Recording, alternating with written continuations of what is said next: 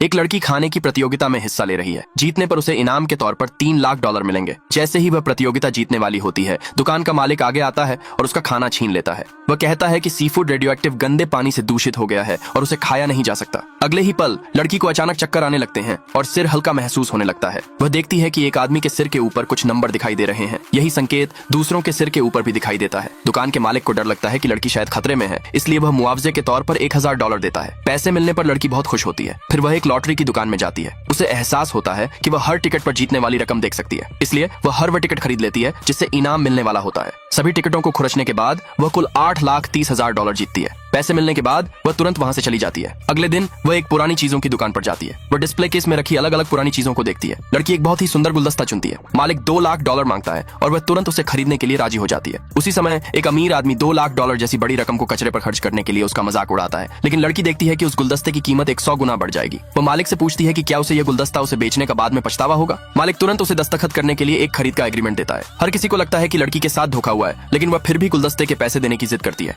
वह सबको उस गुलदस्ते को ध्यान से देखने के लिए कहती है। तब मालिक को एहसास होता है कि यह गुलदस्ता कोई आम चीज नहीं है। उसकी कीमत का अंदाजा लगाने के बाद उन्हें पता चलता है कि उस गुलदस्ते की कीमत कम से कम $30 मिलियन है। मालिक को अचानक पछतावा होता है और वह गुलदस्ता वापस लेना चाहता है, लेकिन लड़की कुछ ही देर पहले किया गया खरीद का एग्रीमेंट दिखा देती है। तब मालिक उससे वह गुलदस्ता खरीदने का प्रस्ताव रखता है। लड़की कहती है कि वह उसे $200 मिलियन में बेचेगी। ये सुनकर मालिक उसे गालियां देने लगता है। आखिर में लड़की उस गुलदस्ते को जमीन पर पटक कर तोड़ देती है। सबको लगता है कि यह बहुत ही अफसोस की बात है। अगले भाग के लिए नीचे कमेंट में यस लिखें।